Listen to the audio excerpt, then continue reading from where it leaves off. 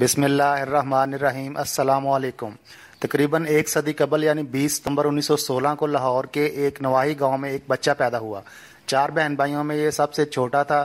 پورا گاؤں ان پڑھ مگر اسے پڑھنے کا بے حد شوق تھا۔ اس کے گاؤں میں کوئی سکول نہ تھا، لہٰذا یہ 1.5 میل دور دوسرے گاؤں پڑھنے جاتا۔ راستے میں ایک برساتی نالے سے اسے گزرنا پڑتا۔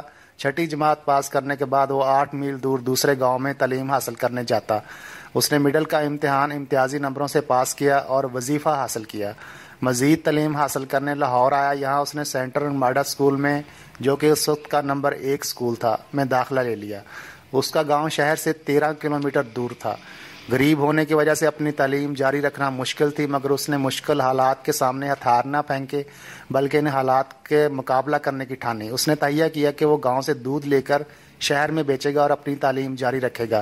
چنانچہ وہ صبح منہ اندھیرے اذان سے پہلے اٹھتا، مختلف گھروں سے دودھ اکٹھا کرتا اور ڈرم کو ریڑے پر لاد کر شہر پہنچتا۔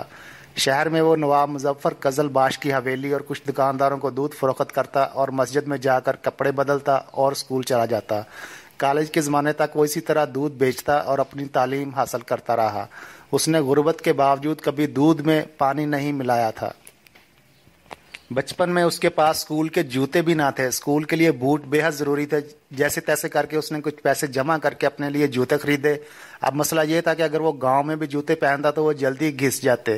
چنانچہ وہ گاؤں سے والد کی دیسی جوتی پہن کر آتا اور شہر میں جہاں دودھ کا برتن رکھتا وہاں اپنے بوٹ کپڑے میں لپیٹ کر رکھ دیتا اور اپنے اسکول کے جوتے پہن کے اسکول چلا جاتا۔ والد سارا دن اور بیٹا ساری رات ننگے پاؤں پھرتا۔ 1935 میں اس نے میٹرک میں نمایاں پوزیشن حاصل کی اور پھر اسلامیہ کالج ریلوے روڈ لاہور میں داخلہ لیا۔ اب وہ اپنے تعلیمی اخراجات پوری کرنے کے لیے گاؤں سے ریڑے میں دودھ لاتا اور شہر میں فروخت کر دیتا۔ اس کام میں کبھی اس نے آر محسوس نہیں کیا۔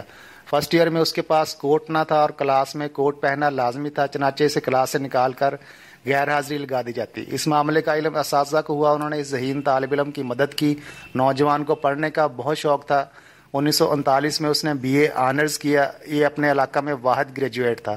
یہ نوجوان اس دوران جان چکا تھا کہ دنیا میں کوئی بھی کام آسانی سے سر انجام نہیں دیا جا سکتا۔ کامیابیوں اور بہترین کامیابیوں کے لیے انتھک محنت اور تگ و دو لازمی عنصر ہے۔ معاشی دباؤ کے تحت BA کے بعد اس نے باٹا پر کمپنی میں کلرک کی نوکری کر لی۔ چونکہ اس کا مقصد اور گول لا یعنی قانون پڑھنا تھا، لہٰذا کچھ عرصے بعد کلرکی چھوڑ کر قانون کی تعلیم حاصل کرنے لگا اور 1946 میں LLB کا امتحان پاس کر لیا۔ 1950 سے باقاعدہ پریکٹس شروع کر دی۔ اس پر خدمت خلق اور آگے بڑھنے کا بھوت سوار تھا۔ اس نے لوگوں کی مدد سے اپنے علاقے میں کئی تعلیمی ادارے قائم کیے۔ اسی جذبہ کے تحت 1965 میں مغربی پاکستان اسمبلی کا الیکشن لڑا اور کامیاب ہوا۔ پیپلز پارٹی کے روٹی کپڑا اور مکان کے نعرے سے متاثر ہو کر اس میں شامل ہو گیا۔ 1970 میں پیپلز پارٹی کے ٹکٹ پر MNA منتخب ہوا اور نواب مظفر قزل باش کے بھائی کو، جن کے گھر پر یہ دودھ بیچا کرتا تھا، شکست دی۔ 1971 میں ذوالفقار علی بھٹو کی پہلی کابینہ میں وزیر خوراک اور پسماندہ علاقہ جات بنے۔ 1972 کو پاکستان کے سب سے بڑے صوبے پنجاب کا وزیر اعلیٰ بنا۔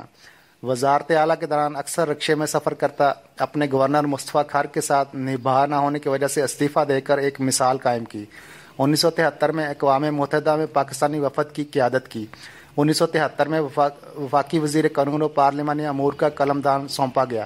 1976 میں وفاقی وزیر بلدیات و دیہی مقرر کیا گیا۔ 2 دفعہ اسپیکر قومی اسمبلی بنا اور 4 سال تک انٹرنیشنل اسلامک یونیورسٹی کا ریکٹر رہا۔ ایک مفلس و کلاش ان پڑھ کسان کا بیٹا جس نے کامیابی کا ایک لمبا اور کٹھن سفر اپنے دودھ بیچنے سے شروع کیا اور آخرکار پاکستان کا وزیر اعظم بنا۔ یہ پاکستان کا منفرد وزیر اعظم تھا جو ساری عمر لاہور میں لکشمی مینشن میں کرائے کے مکان میں رہا، جس کے دروازے پر کوئی دربار نہ تھا، جس کا جنازہ اسی کرائے کے گھر سے اٹھا، جو لوٹ کھسوٹ سے دور رہا، جس کی بیوی اس کے وزارت عظمیٰ کے دوران رکشوں اور ویگنوں میں دھکے کھاتی پھرتی۔ ملک معراج خالد تاریخ کی ایک عہد ساز شخصیت ہے۔ آپ 23 جون 2003 کو اس دار فانی سے رخصت ہوئے۔ ان کو ہم سے رخصت ہوئے 14 سال ہو گئے ہیں، لیکن میں سمجھتا ہوں کہ تاریخ ایسے افراد کو صدیوں تک یاد رکھتی ہے۔ یہ کسی کے ساتھ بے ایمانی نہیں کرتی۔ جس نے اپنا مقصد حیات انسانیت کی فلاح و بہبود کے لیے وقف کیا، جنہوں نے اپنے قومی مفاد کو ذاتی مفاد پر ترجیح دی، آج تاریخ پھر اس موڑ پر ہے جہاں اسے ایسے باہمت و محب وطن رہنما کی دوبارہ سے ضرورت ہے۔